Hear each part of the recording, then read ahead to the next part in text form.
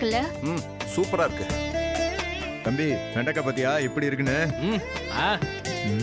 செம்மையா இருக்குல்ல? ஆஹா,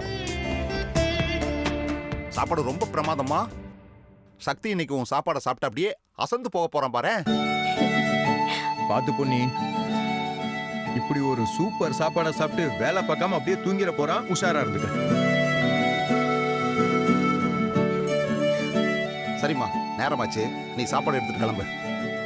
பொன்னி இரு, நான் உன்னை கார்ல டிராப் பண்றேன். இல்ல பரவாயில்ல மாமா, நான் ஆட்டோ வர சொல்லிருக்கேன். நான் ஆட்டோல போய்க்கிறேன். சரி.